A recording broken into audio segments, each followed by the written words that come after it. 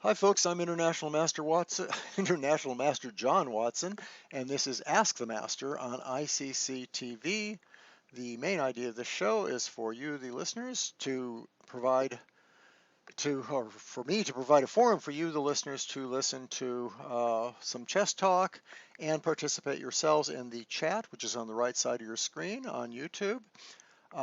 You can ask questions in advance, which is probably the best idea, and that is at askimwatson@chessclub.com. That's an email, so you can send me a lengthy email if you want to, or a short one. You can send me games. At any rate, that address, which I use every week and I get questions every week, is askimwatson at chessclub.com. So that's askimwatson@chessclub.com. The other thing is I get a lot of stuff on the chat right away. I see there's some people here. Here's Alan. Here's Sean. Here's Thylo28. Super. And I'm gonna. Let me see. What else should I say? I should mention what for the ones who are new, some areas that you can ask about, which is just really anything related to chess. But in particular, we have a lot of opening questions. We have questions about books. A couple of those this week. Chess strategy, leading players. Um, all these things I've taught about over the years, and also you can just comment, make a comment, make some comment about chess news or some opinion you have about chess, and we can kind of go from there. You can talk to each other on the chat as well. Now, last week I missed quite a few chat questions. There were quite a few of them, and I didn't address them. In fact, some of them I addressed and said I'd talk about later, and other ones I didn't even see. So let's start with a few of those. Um, Chess Philosopher asked, which books do you like for middle game positions that offer complicated positions and aren't just puzzles? So I think there are tons of middle game books that are really, really good. I just thought just recently there's a book from New in Chess called The Complete Manual of Positional Chess. Now these aren't exercises, they're just a book about positional chess and many, many positions organized by type of position. Uh, so a little bit high level maybe. Some of them are a little complicated, but it doesn't hurt to at least look at what people did in those positions. And the good thing is that the pawn structures and the strategies are very real world and very typical, and they offer a really wide range of types. So I think that's a pretty good book. I think I've mentioned before Gelfand's recent book on positional chess, which you should look up. Boris Gelfand, Gelfand. Now, I grew up on some older books, so if you can dig these up, they're probably pretty cheap used, is my guess. Maybe not so easy to find. I think Drazen Marovich's Dynamic Pawn Play in Chess, and he has another middle game oriented book that's quite good. That's Marovich, Marovic. I always thought Grievous's, he has a series, it's called Chess College, which starts out a little more elementary and ends up pretty advanced. I always thought those are very, very good. Now, those are not training books. I got a related question last week from Harmless 180, which was tactics books. About tactics books are common. This is what he said. What about books like Imagination in Chess, Critical Moments in Chess, or The Best Move, Hort? uh, which are puzzles where the solution is less forcing. In other words, it's not just some tactical book. This is a good way to improve analysis, and I think the answer is yes. It's a great way, and I like it when there are test positions and you don't know in advance whether the answer is positional or tactical. Not sure if those books, I haven't seen them in a while. I know they're good books. I don't know about Imagination in Chess too much. I've just glanced through that, but I've looked at Critical Moments in Chess and The Best Move. Um, I like it when you don't know whether it's a positional or a tactical position, so you really are just starting with something you might get over the board, and you have to think, well, what would I play? So one book I recommend for that, which is written by average players, written for average players, but also pretty goes to some pretty difficult positions too, is Ray Chen's Practical Chess Exercises: 600 Lessons from Tactics to Strategy. And you can get that on Amazon or somewhere. It's quite a good book. Ray Cheng, Cheng, Practical Chess Exercises. Um, Going back in my own history, I thought a book that had incredibly extensive verbal explanations, and you'd really have to search for this, but it's probably very cheap, is Bellin and Ponzetto's Test Your Positional Play. That's back in 1985. Another older one that I like very much for training purposes, and again, doesn't say whether it's tactical or positional, is Chris Ward's It's Your Move series.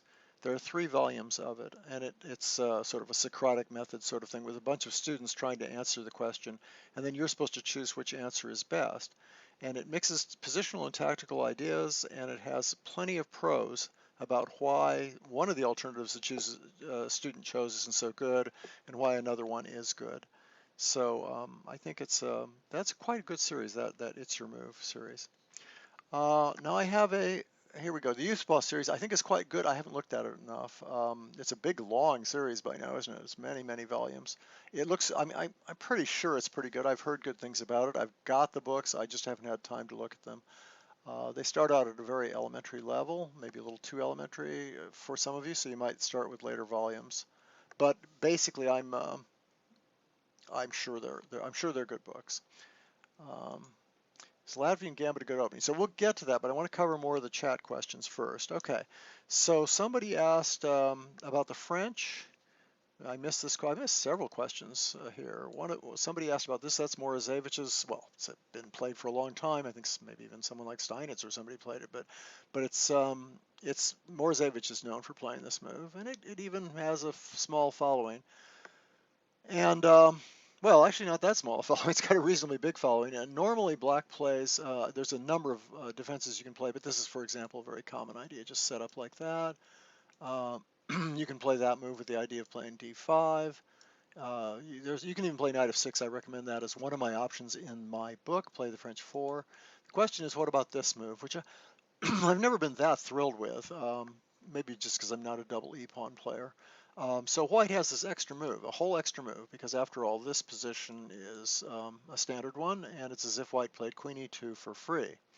So, but what can he do with that? Is the queen badly placed there? That would be black's idea. Is this queen is probably going to lose time or isn't very well placed. Well, I think it's true that there's nothing that useful to do with this queen except in the closed positions, which are ones you're kind of heading for anyway.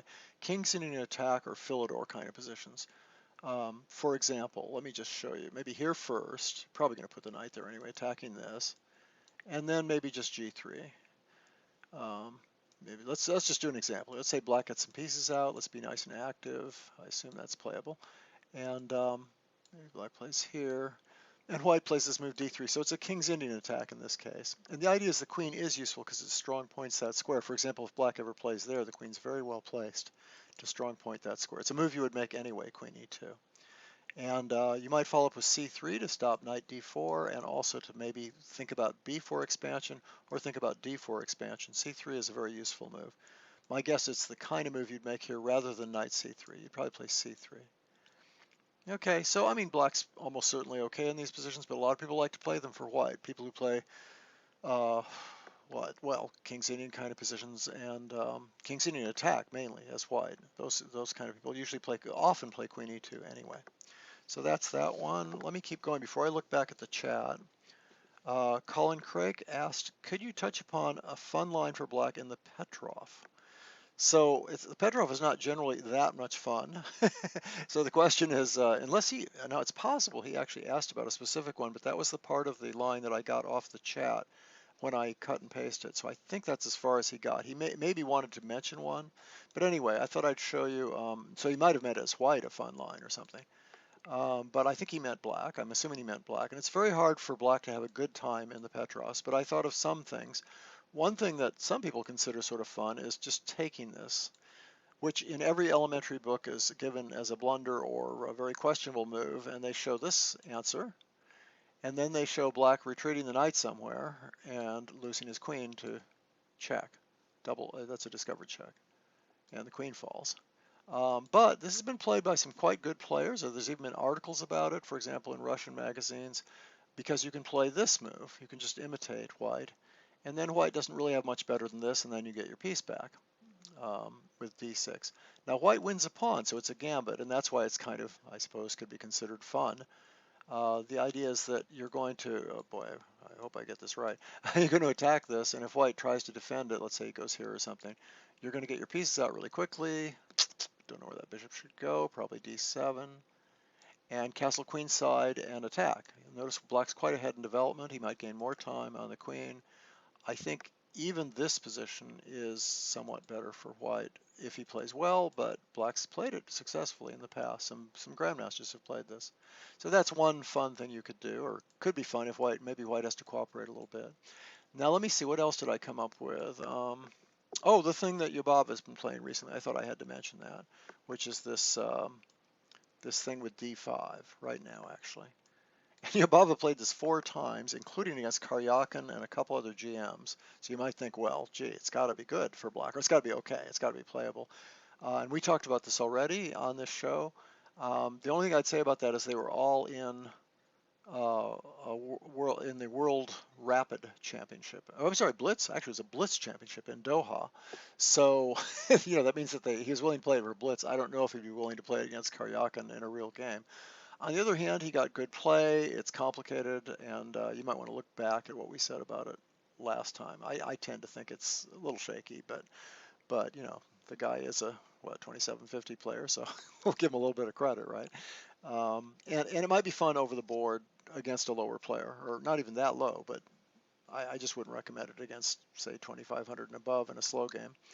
Okay, another question. Sorry to not get to the chat yet, but I want to kind of do a few of these first because I missed them. Brian Woods asked, is it even conceivable to play the Queen's Gambit and enter the declined and play aggressively? So that's a little hard to achieve. There we go, Drazen Marovich, Secrets of Positional Chess. Yes, that's the other one. So there's the pawn sacrifice, there's the pawn playbook, and then there's just Secrets of Positional Chess. So there's 2 books by Marovich that are excellent. They're older, but I think you'd find they have really good examples of middle games. Of course, there's countless books that fulfill that.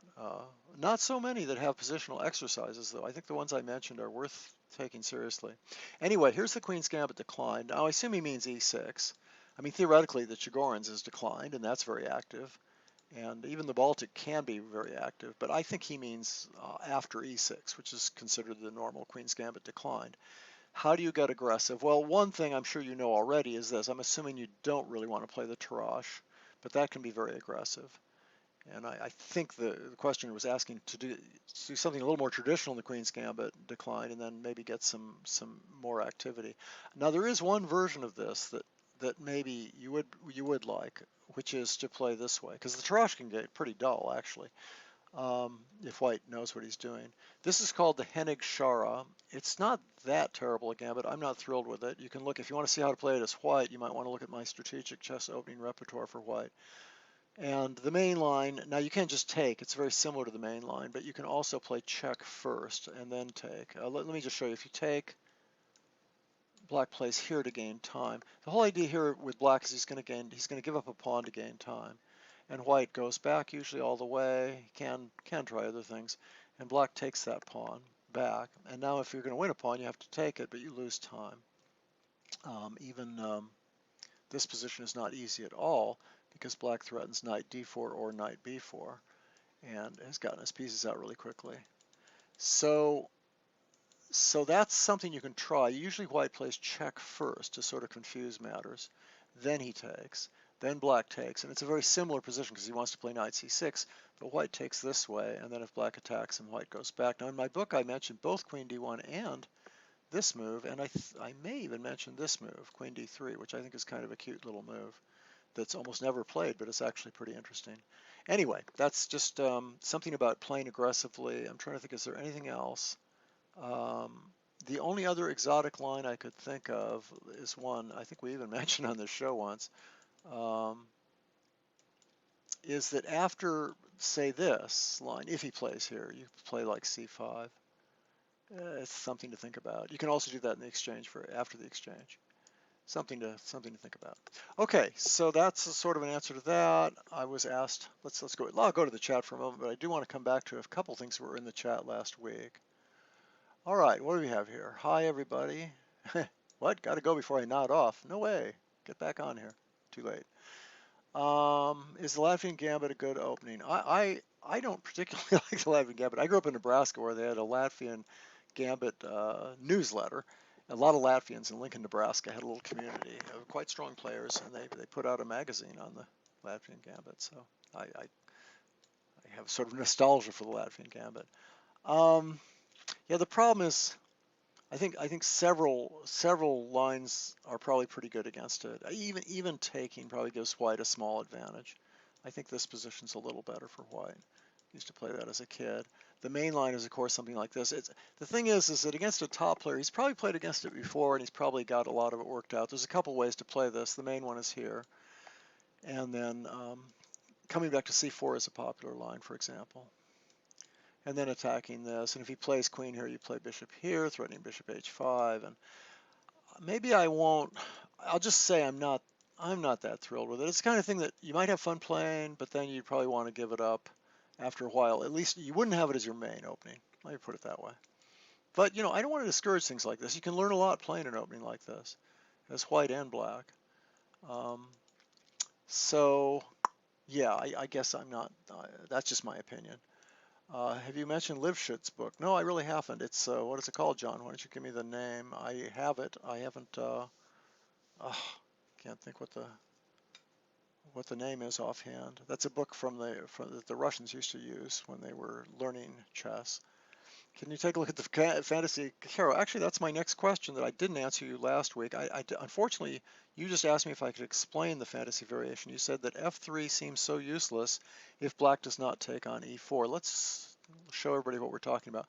We're talking about this crazy little move, which actually has a fair following. It's gotten more important over the last 5 years, I would say, after 50 years of relative obscurity. I mean, every once in a while someone pours it out, but now it's considered pretty legitimate. By the way, there's a video on this.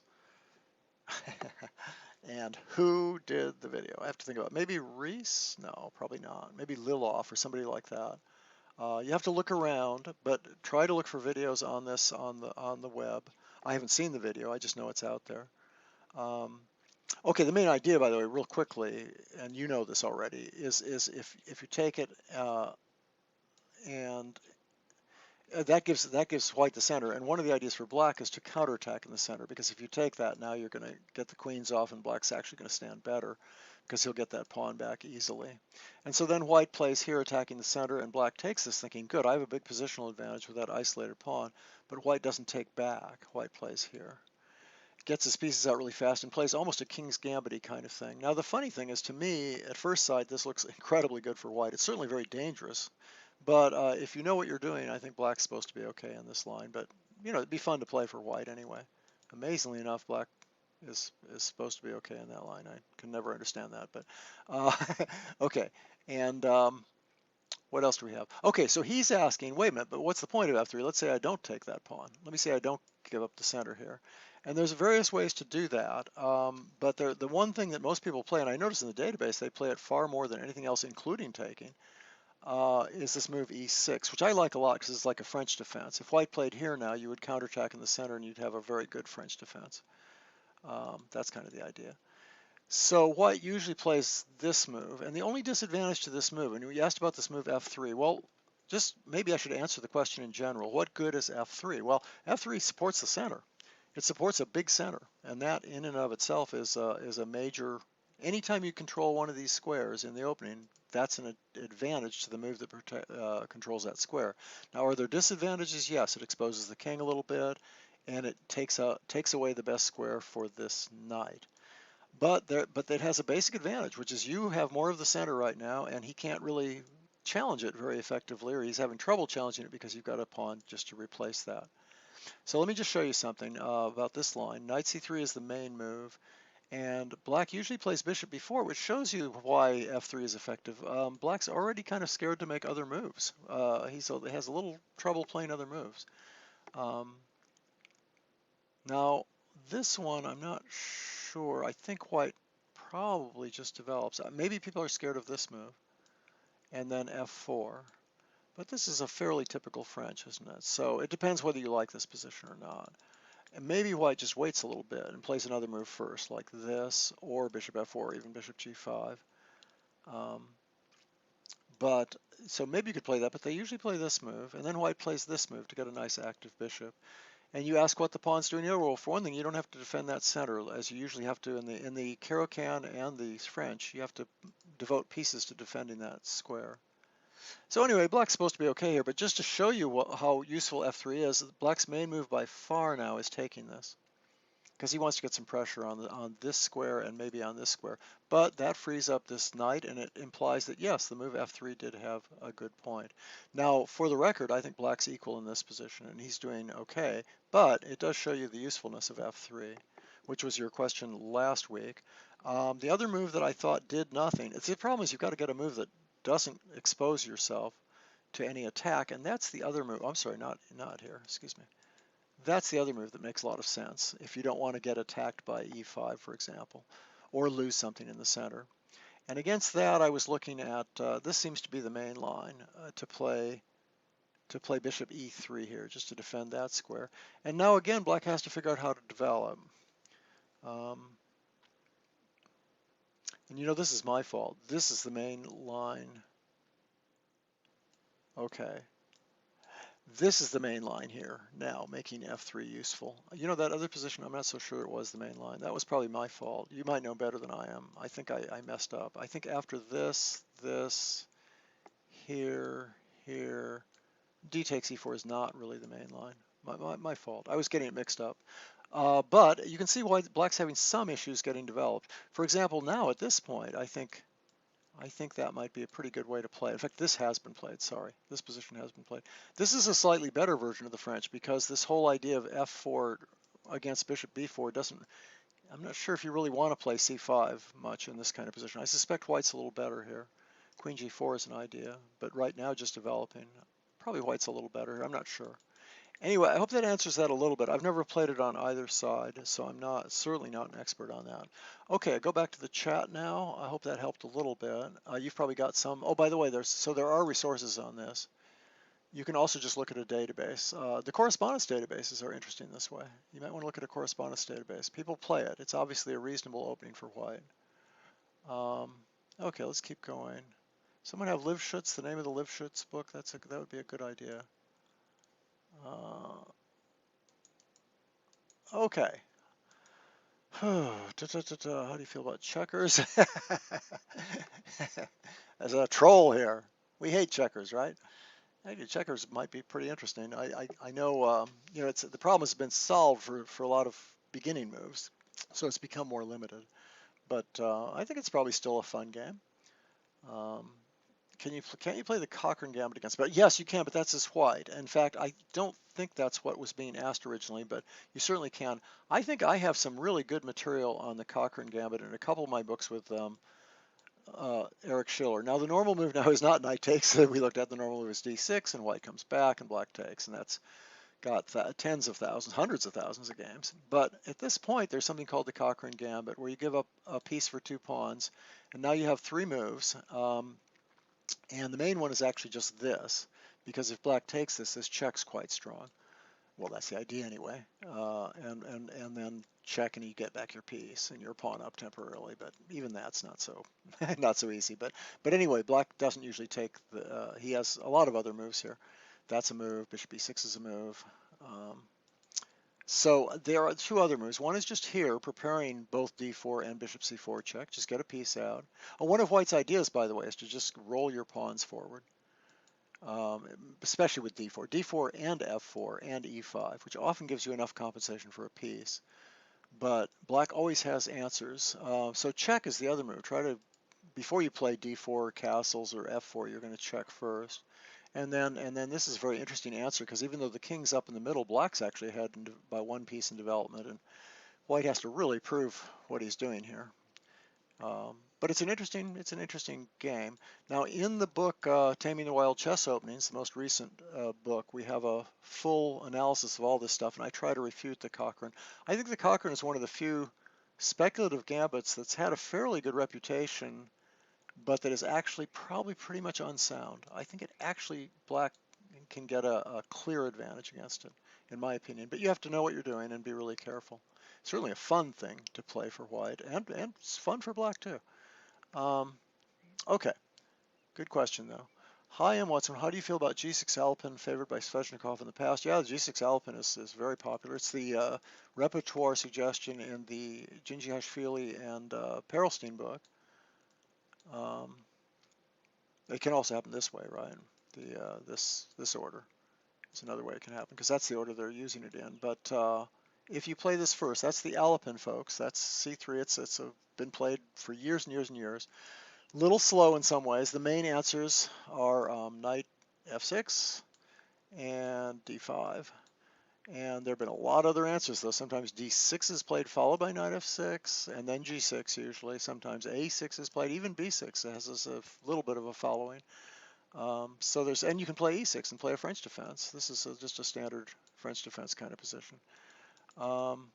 So the question is, what about g6? And the idea of g6, I think it's pretty sound. It's pretty reasonable. I've always thought white was slightly better in some of these lines, which go like, now usually you play d5 right away here. There's just tons of theory on this stuff. And I guess I feel that I had some sequence of my own where I play knight d2 and here, and I hold off on bishop b5 check, but I often play it. So I don't remember exactly how that went. I guess knight f3 first. Now black has several plans here.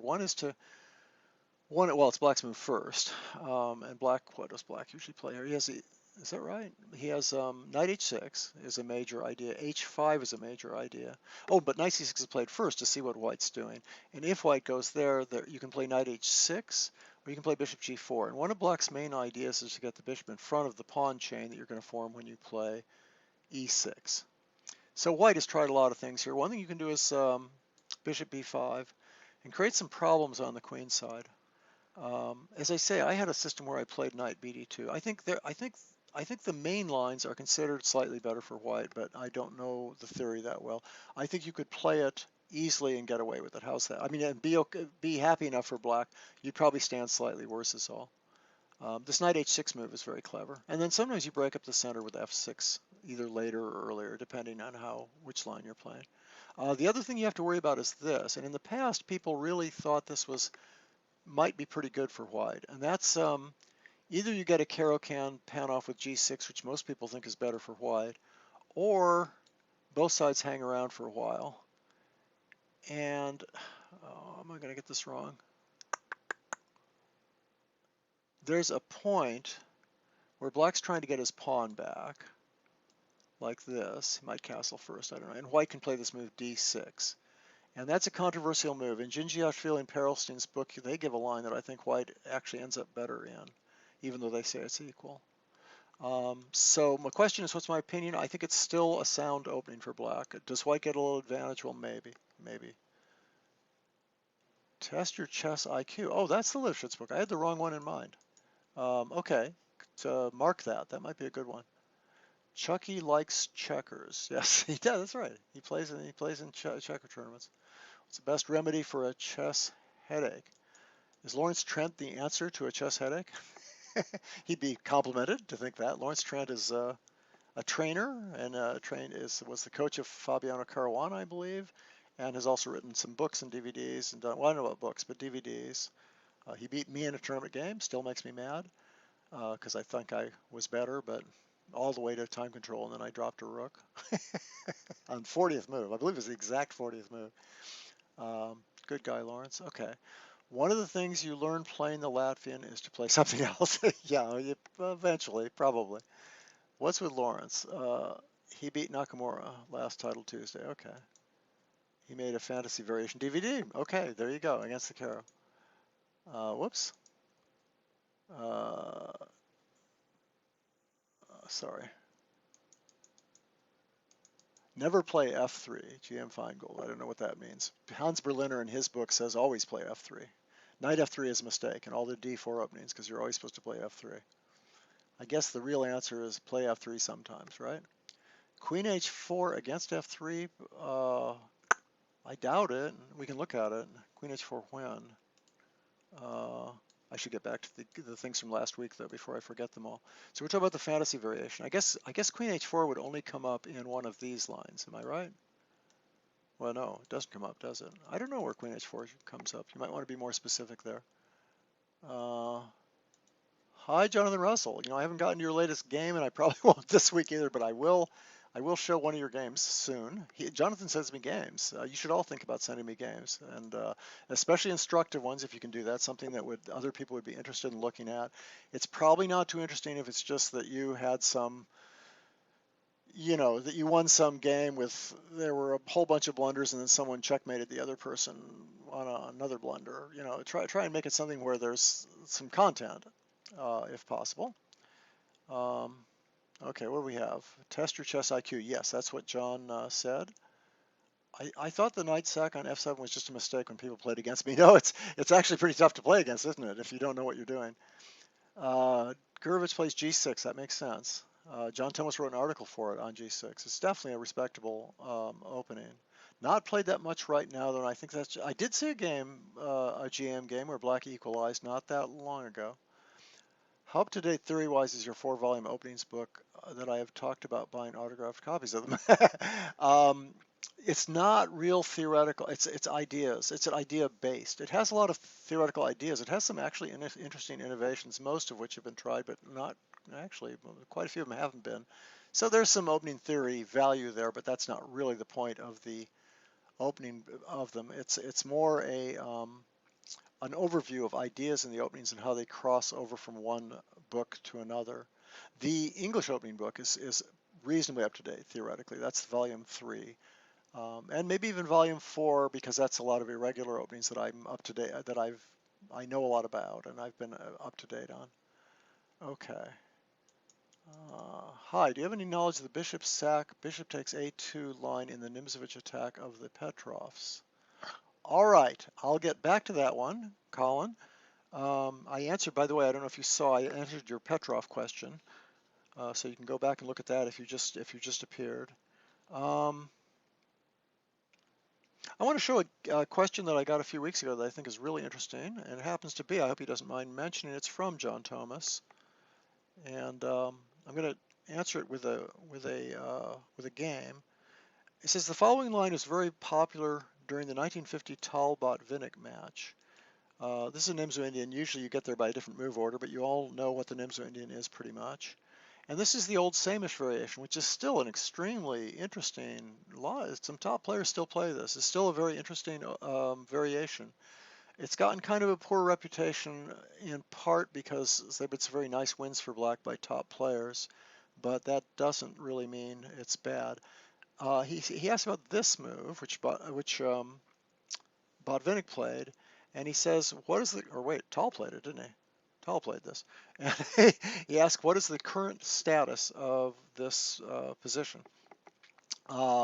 It's a very famous game, and since White in all the notes was supposed to be better, and everybody figured White was actually better once he knew what he was doing, it kind of disappeared. It sort of disappeared. And I looked it up there. It's in correspondence chess, and also I did some analysis on it, and I actually think it's actually pretty decent. Maybe not that surprising because the Samish is a little bit positionally suspect for White. It's a fascinating line. So let me just show you a game with it and maybe add a few notes.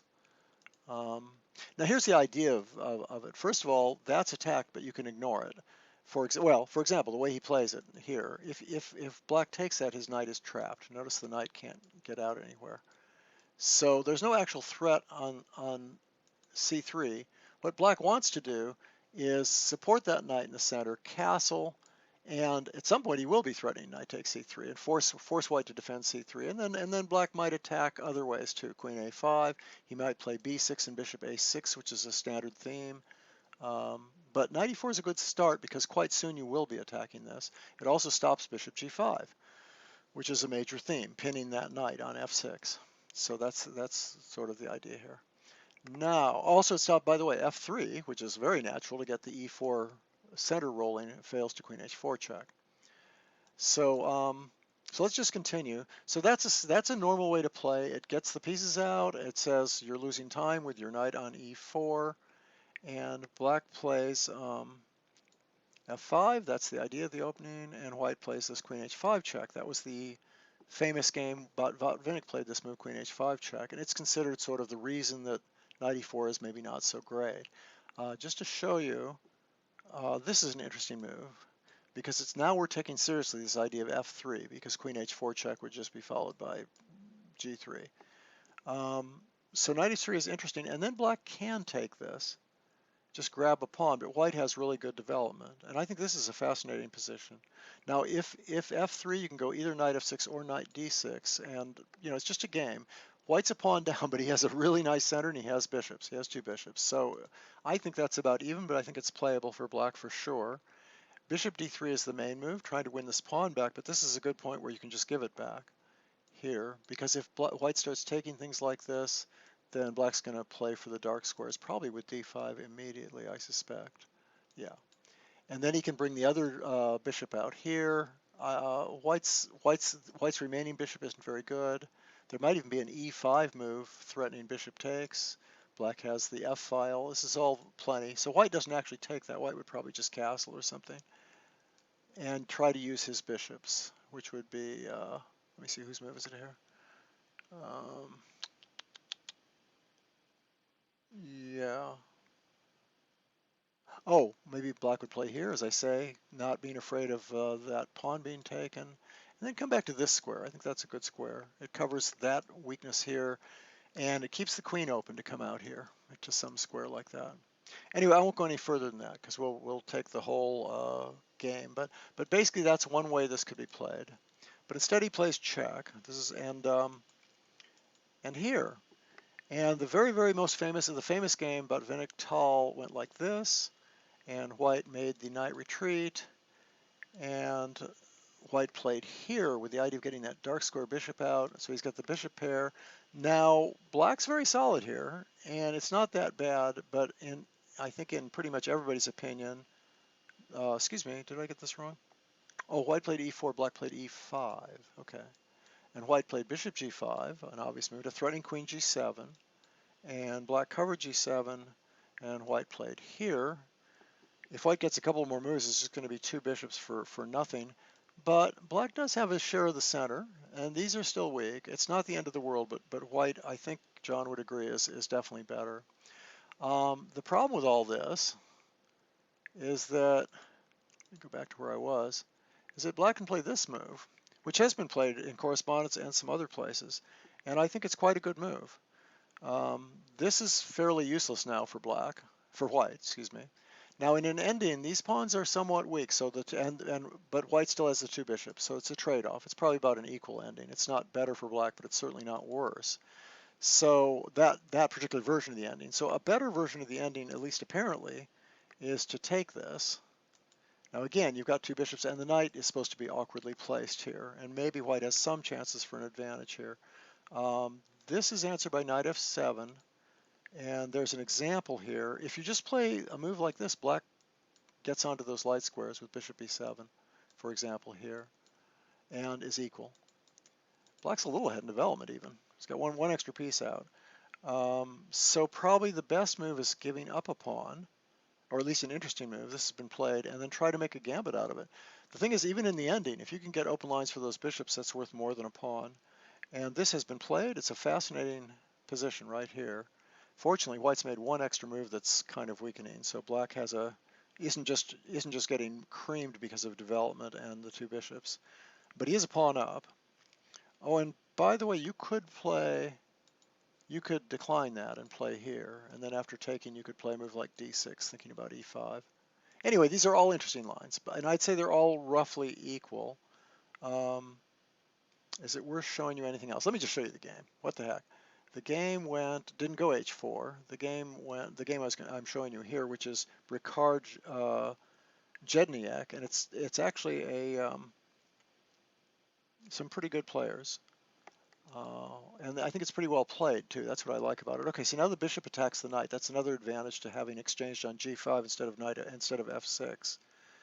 And black retreats, and I think this is about equal. As I say, white's got some weaknesses. Black can play his standard idea of going here, for example, attacking these weaknesses, but white has 2 bishops. Never underestimate 2 bishops in the ending. So I think it's roughly equal.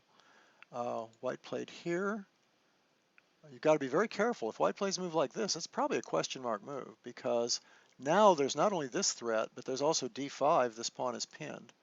So you got to be really careful about playing that at the wrong time. You might be able to play it, but don't play bishop d3 yet, is what it amounts to. So black defends his c pawn. White tries to open things up a little bit, and he plays this move, which is probably not the best move. A little too ambitious. It makes sense when you have bishops, but maybe you need a few more pieces out instead.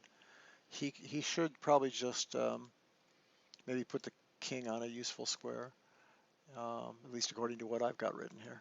So c5 is interesting, but it has a real problem, which is that black not only gets rid of the two bishops, but he gives up this pawn. Well, he doesn't give up that pawn, excuse me. He weakens the center a little bit, but the point is he's getting rid of what has just become a very good bishop, and that means that black's going to have some light squares. So I think this position is just fine. I'll show you a few more moves. Okay, so black's just playing very solidly. The knights are as good as this bishop because these are weak over here, especially the c pawn on an open file. And in fact, I think that's what happens. He just puts a rook on c8 pretty soon. Okay. So now we have bishop versus knight, which should be with pawns on both sides of the board. Everybody should know that that's usually a small advantage. The problem is black's actually better developed and has a rook on an open file against a weak backward pawn, and he also that knight has an outpost to go to, either a4 or c4. So black's definitely better, although white did end up drawing this game. I won't. Well, we can pretty much stop here. Well, white did end up drawing this game. Not sure if black played it perfectly, but it's a very interesting, very interesting opening. The Nimzo-Indian is such great stuff. It's got so many great ideas, and you can learn so much about chess and the Nimzo-Indian. Okay, let me see. Okay, well I have a lot more from earlier questions and chats, but let's just go back to this chat. Think Donald Trump could beat Kim Jong-un in a chess game? Well, Donald Trump at least knows the rules of chess. I'm not so sure about Kim Jong-un. So Donald Trump would have the advantage of his experience, but he's got a really poor memory as far as everybody can make out. So maybe he doesn't even remember what to do. I suspect they'd both be horrible, but that's just my guess. All right, what's going on here? Thanks, interesting lines. How true is the statement that GMs win games in the opening? Not very true. Not at the very top levels, not these days, even in the middle levels, because people are starting to shy away from really dynamic openings more. So GMs are not winning as much. Obviously, they win some games in the opening because they prepare so well. When GMs are playing lower players, they win a lot of games in the opening, really a lot of games. And it's really unfair because some of the lower players are pretty good and they're pretty talented and they work hard, but they never get in the game. They never get a chance. This show always ends too soon, even though it runs late. Okay, thank you very much. Has no special name. I'm sorry, which has no special name? But anyway, my answer to that is that these days we're finding a lot more middle and endgame play, at least at the very top. Because the big main lines, the Najdorf poison pawns and the Grunfelds with rook b1, or big exchange Grunfelds, or the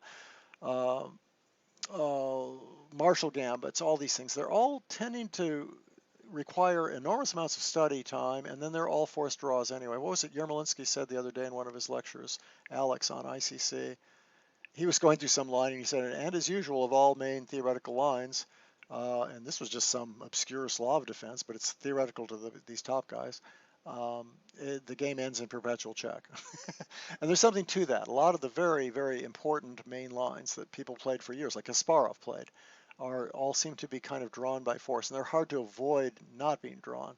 So because of that, you're seeing a lot more positional chess going on. Of course, there's still a lot of dynamic stuff, but I just saw a really good question here. Colin Crick asked, why does the Sveshnikov fallen out of style? And that's very interesting.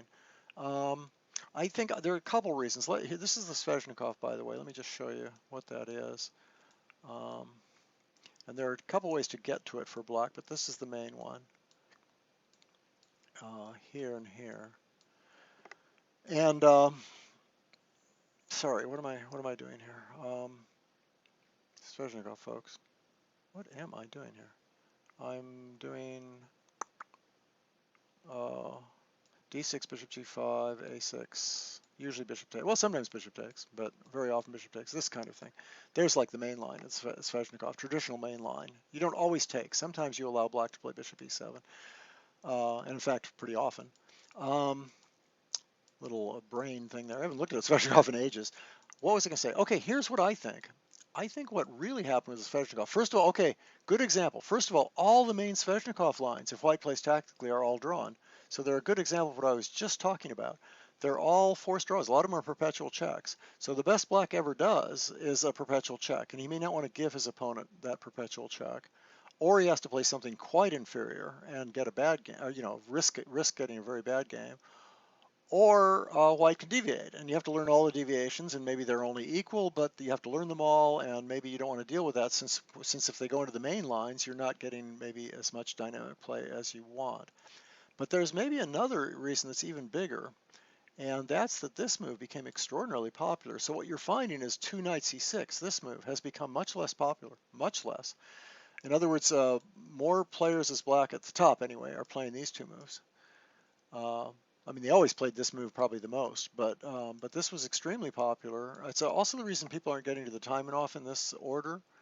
But this move is just such a bother to play against. It's not maybe it's slightly better for white, maybe it's just equal, but it's just it's a real bother. And black has all kinds of options, and of course, players there's hundreds of games every month in this, even at a fairly high level. But relatively speaking, it's been discouraging. Knight c6. People as black are looking for other ways to play, other orders, more now. So that's a problem too. Is that you're not getting this Sveshnikov. But is there a specific line? Well, one thing I noticed, someone very, very powerful, whoops, that could be a Kolesnikov. Someone very strong recently had a game where they just played right into one of these big main lines with c3. I'm going to get this all messed up. How'd it go? One of the main lines. Anyway, he did one of these knight maneuvers, the usual thing. They just played one new move, and white seemed to be better the whole way. And maybe it wasn't new, maybe it's something everybody knows about, but I didn't know from the old days. And it looked like white had a positional advantage the whole game, so maybe there is a particular line that black's not thrilled with these days. Okay. I got that guy. Yeah, let's go back a little bit. It could be Donald. Tal suggested f3 was a refutation in his analysis of the game in that match. That's interesting. Yeah, I'd have to look at the specific position. He could be right. But I'm pretty happy. I think black was okay on those lines. I was pretty happy with black. I think it could be considered slightly risky because of, playing against the two bishops, even in an ending, is always a little risky. But I think if you've studied it beforehand and know where to put your pieces, you're probably going to be pretty happy. Oh, here, let's go back to that bishop sack line in the Nimzo-Indian. I bet I don't know the answer to this, but let's give it a whirl anyway. In the Nimzo-Indian attack of the Petrovs, okay. By the way, in our regular books with Eric Schiller, I've suggested playing this move many times, and I still think it's a pretty good move, and I'm amazed it hasn't really caught on yet. It's what's known. It's a Kaufman attack. It was even mentioned as a repertoire suggestion in Larry Kaufman's books. It's a different Kaufman, but whose name is attached to it. But Larry Kaufman recommended it in his repertoire book. I think it's a really interesting. You can look at Taming the Wild Chess Openings or any other book by Eric Schiller and I. We've been through this. Okay, but let's look at main lines here. The main line here is d4, but white plays knight c3. That's the most popular line at the very top levels. White's idea is, okay, this isn't the greatest pawn structure of all time, but I'm ahead in development and I have wide open lines to play with. Generally what white does is plays bishop e3, queen d2, castles queenside, so he has two files in the center, and then he might advance his center pawn, his c pawn, but he also might advance his kingside pawn sometimes. But let's just keep going here. So after d takes c3, bishop e7, bishop f4. That's right. I think that's the most popular move. It used to be everybody was playing bishop e3. They probably still do. Oh, we have bishop e3 here. Okay, so maybe you did mean bishop e3. I think they're both popular moves.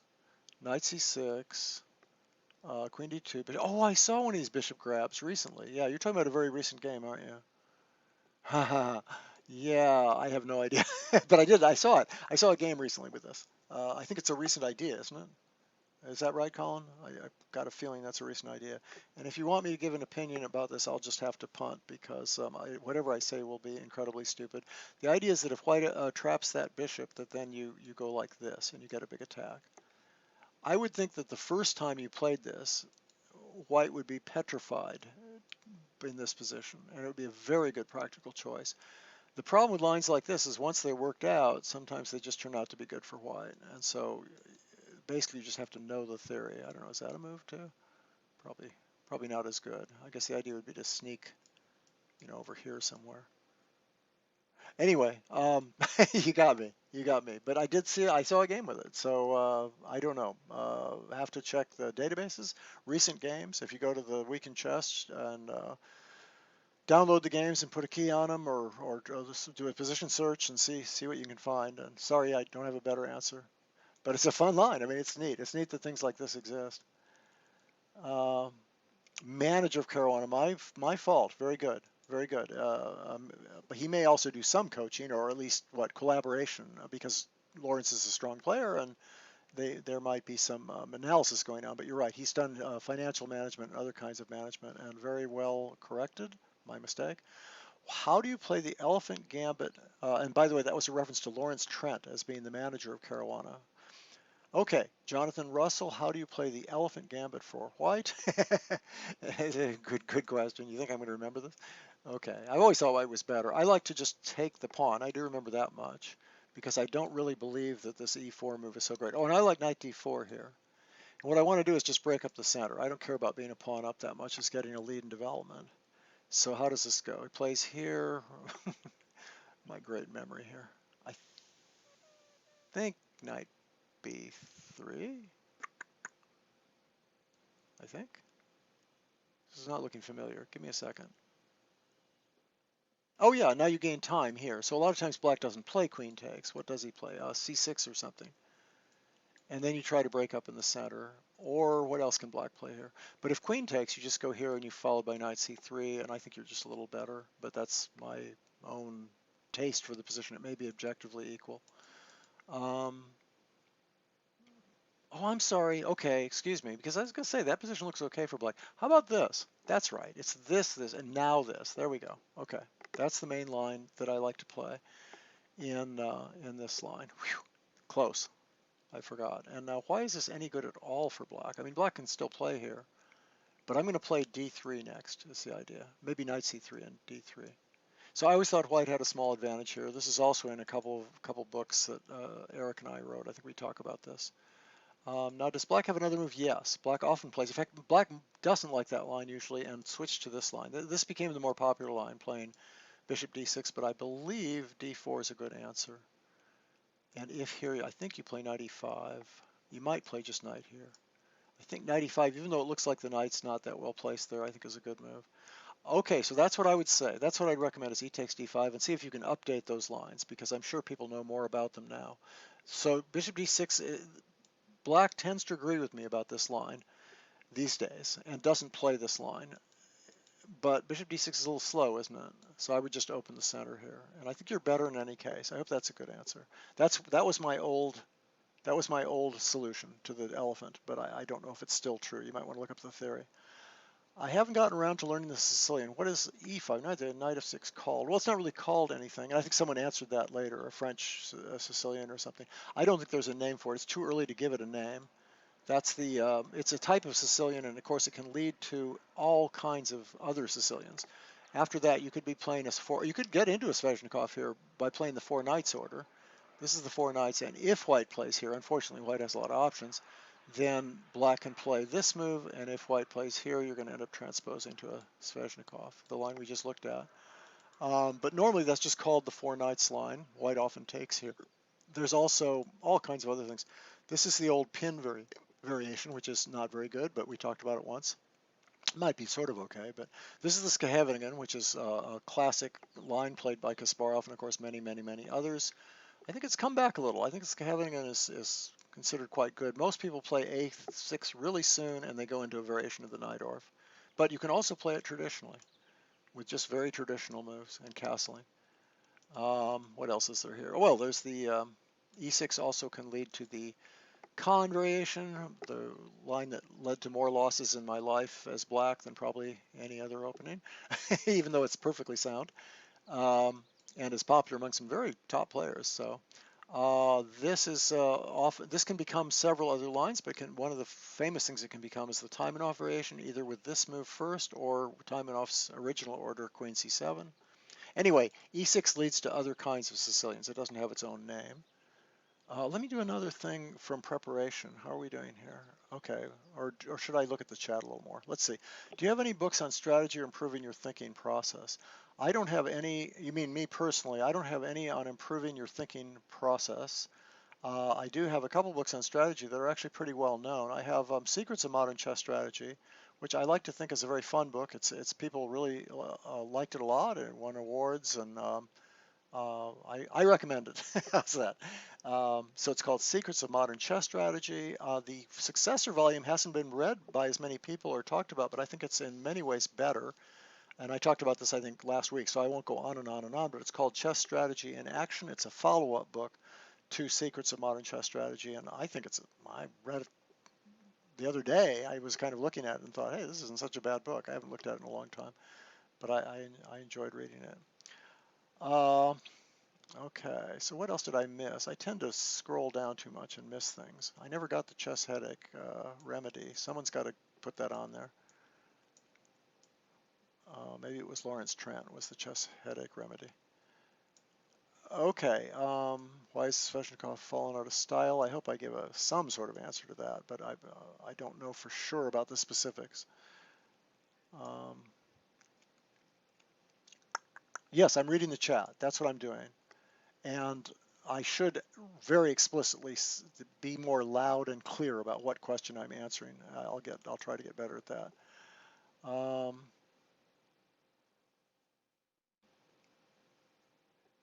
All right. Okay, let's look at let's get moving here, and let me here's one that I waited too long to answer because I think the guy had he had a game that week that he wanted to but he sent it to me too late, so I didn't get a chance anyway. But it was an interesting question. Last week, Solomon Kennedy, no, it's been a couple. Solomon Kennedy was the one who asked. It's been a couple weeks as white. And when I face the French, I play the advanced variation with Queen G4. Next week, can you tell me what you think about it? So another French question. But just in case, since it was a question I should have answered a long time ago, I thought I'd show it.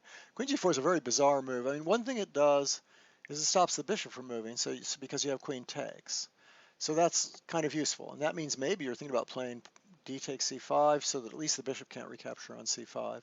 Now, why would you move your queen out that early? Well, really, I'll show you why. The main reason is because when you put your knight out there, for example, there's some Gambity or somewhat Gambity variations like this, everything's fine in terms of compensation for the pawn if you can overprotect that pawn. So something like, this kind of thing, or maybe even f6 at some point for black. The idea is that what white would like here, in fact, maybe I'll give another example. Let's say black just develops slowly in some other way. Okay, this isn't very good for black, but I just want to show it to you anyway to make a point. One thing that, such a terrible point. Let me see if I can do it one more time. The point I wanted to make here is white would really love to have his queen out in these positions to attack black's king when black's king ends up going kingside. So because that's a way of attacking on the king side, it's blocked off by the knight, and if the knight moves, the center is weakened. So one idea is to get that queen out there early. And Nimzo-Indian played it. This is Nimzo-Indian's line, by the way. He played it in order to what's called overprotect the e5 square. So basically, let me see, what's the next move I have here? Okay, I have that attacking the center. You can also just take that pawn. And now he takes that pawn, breaking up the center. Now the point is white's center has been broken up, but he has this cramping pawn. And if he can hold on to that, he might actually get a good game. Let me see if I have some notes on this, by the way, that I was going to try and show you. Oh, I was going to say, by the way, in my book, I give, just for the record, I give this queen a5. You could play queen a5 check now, or you could play it in the next move. I recommend it the last move, move before the sun, move 4, but I think this is fine too. The idea is if white plays here, you play here, and there's a nice, it's awkward to defend the b pawn. And if he plays here, you capture, and he can't capture back. without losing a pawn. And so that's kind of nice too. And if he plays knight down, it's a little awkward because now he can't get the bishop out. And also there's this move, and there's no way to get back to d1 to protect that pawn. So that tends to be really good. So queen a5 check's an interesting move. The best, well, I won't get into it. It's not like a forced win, but it's a pretty good move. But anyway, in this game, he captures. Moskalenko, by the way, speaks very favorably of playing knight e7 here, and seems to think that black's doing very well. And then knight f5. He likes this position with the idea of h5 at some points. I think frankly that taking first is actually even better. Maybe it's hard to defend this pawn and that pawn at the same time, is what it amounts to. And he says black has some advantage here. White usually has to play here to get rid of this knight, and then he's given up his best bishop while he's at it. So let me see. What do I have here for black? Well, at any rate, it's not that important, but I think you'll find that black stands well in these lines. So queen g4 has some problems, but let me just show you what the idea is. The idea is that after, now let me see if I can make some other moves. What white would like to do, let me just show you what the plan is castle, play rook e1, play bishop f4, and then if black ever does play f6, let's just make some slow moves here. Let's make some maybe not so good moves for black. Something like this, let's say. And white just plays standard things. Oh, actually that one's really bad. But the real point is if black ever, I'm doing such a poor job of showing this. If black ever plays this f6 move, the problem is he's really opening up this bishop and this file, and the queen's well placed on g3. In fact, if you wait one more move like that, and rook e1, white often plays queen g3. It's called overprotecting that pawn, and the idea is that the dynamism of your position increases once black tries to break with f6, which is pretty much his standard break, but the problem is it opens up all of white's pieces. And if the queen's already out there, it opens up the queen too. So it's not the greatest example, is it? For some reason in this game I was going to show, okay, this kind of thing. I'm not a fan, by the way, of the, that's a very nice move for black. I wanted to show this because it does give up that with check. And it threatens this pawn. And he can play pawn takes pawn and then play something like check to get the king in the center, but then these pawns are extremely strong. So this just doesn't work very well. Excuse me. So white takes and takes again, but black goes into the endgame. Now you might go, hey, white got his pawn back, but the problem is his center. Look at all these. You've already got 3 center pawns. You're about to maybe get another one. And this center gets mobile, and black has 2 bishops, and black even has an open file to play around with. So this position is much better for black. Endings with 2 bishops. Remember, I warned you about those. So this is how the game went. Now black has a huge center. So I guess I just stop here at this point. This is pretty much a winning position, because if you play here, you're going to lose your H pawn with bishop d6. And you've got this problem down here. Not to mention e5, e4, the other bishop coming out. So that's one thing you can do against queen g4. I just wanted to show you that since I was asked that a little bit. Do you think the kingside pawn storm in the same-ish King's Indian is something that can reasonably happen if black plays correctly, or is it something that can only happen well if black messes up? Well, you see, there's so many same-ish King's Indians, but it's a great question. Okay, let's talk about that. I studied the same-ish to play it for white, actually, just for fun. I've never played it. In all these years, I never played it, and I thought it'd be fun to maybe try to play. Lars Schandorf has a recommended repertoire for white in the same-ish. This is the same-ish King's Indian, these moves. And the thing is, black has a lot of answers, so it depends. For example, in some of these lines, the kingside pawn storm can be quite good sometimes. Let me just show you, especially if black plays a little slowly. I don't know. Say he makes some moves like that. There's a point where white can very seriously consider playing g4 and h4. Even h4 right away is a very interesting move. If black plays really slowly, especially, say black makes a move like that, maybe he's already made that move, let's say. The old Westerinen move here. Let's say he plays rook b8, which is the standard move. Oh, but then I have to explain. Well, even here, this is a famous move, very complicated, enormously messy. And White has pretty good chances of getting an advantage here. So I guess the answer is not that he will necessarily, but it's dangerous. For example, if Black plays here to stop h4, then now the knight c1 reorganization tends to be pretty good. It's all specifics. But the real answer to the question is no, this pawn storm can be quite good if Black plays too slowly, or even if Black plays normally, it's a dangerous pawn storm. Now let's look at another line. If Black plays, say, this main line, you'll almost never see these kinds of things following from these positions, for example. You're not going to see many of these things because White's center is open. So, for example, in this Benoni-like position, let's say Black does something like that and White goes queenside. You're probably not going to get moves like this, and you're going to play positionally instead for White. Maybe that wasn't the greatest example, but if Black plays, for example, a6 and a4, well, anyway. What are some other lines in the same-ish? Well, here we go. This. And here, moving the kingside pawns up is very useful, partly because it sort of ties Black down. Not necessarily because it's good, but because it ties Black down.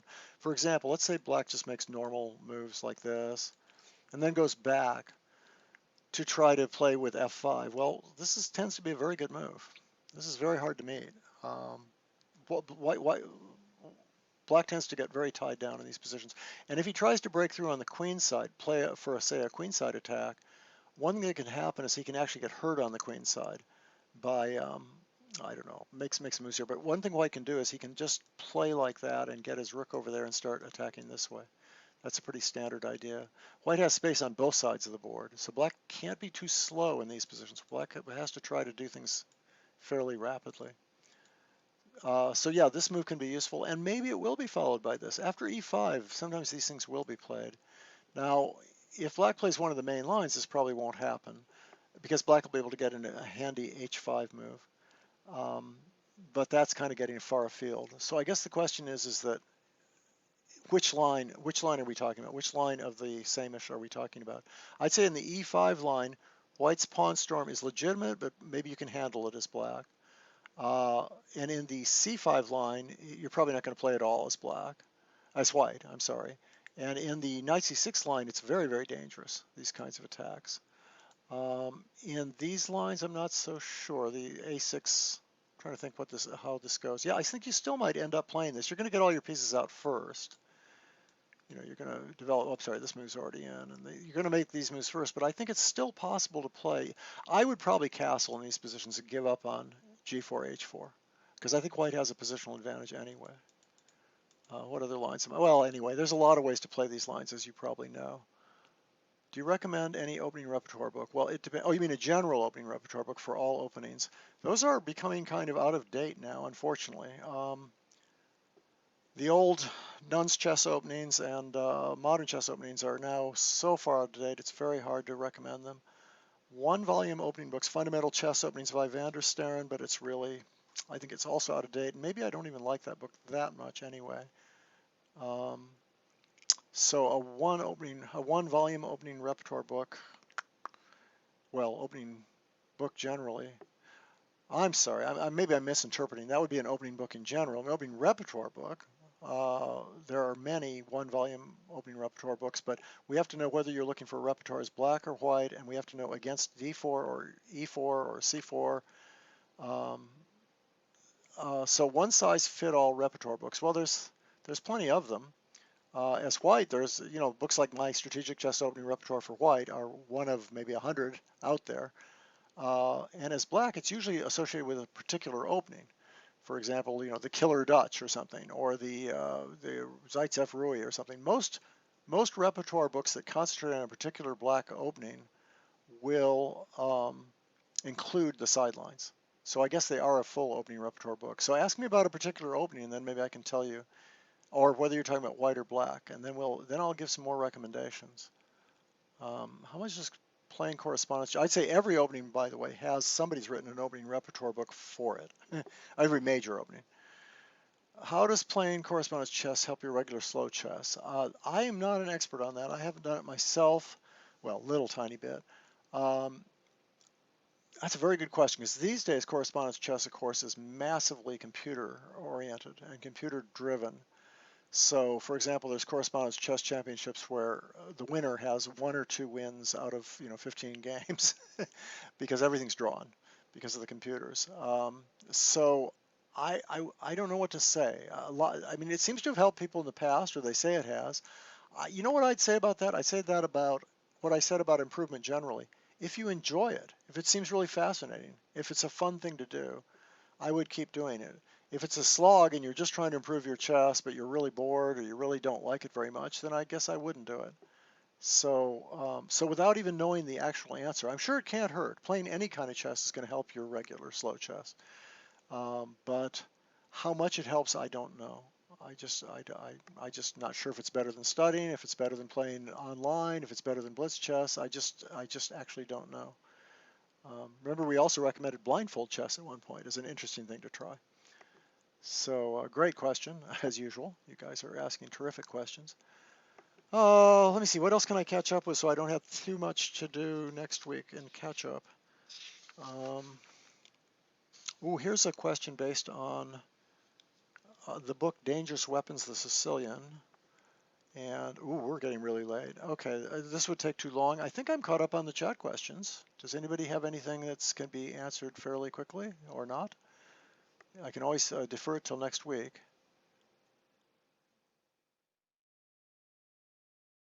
I'm scrolling up the chat now just to see what you guys have said.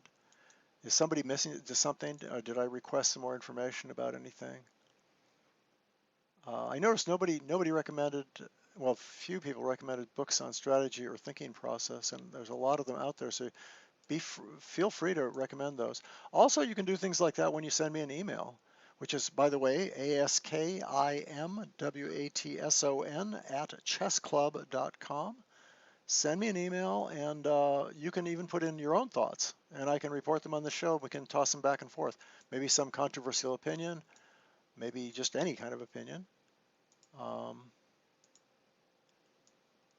Okay, I think we pretty much got it there. So, and I'll think about that correspondence chess question, maybe ask somebody who's more of an expert. I want to thank everybody for coming on. I think it was kind of fun, and just remember, if you have anything you're kind of interested in and you send me an email, you can ask it with a little more subtlety, and maybe I can answer it with a little more research. So it's really worth thinking about sending me that email to askimwatson@chessclub.com. Thank you, everybody, and I hope I see you next week.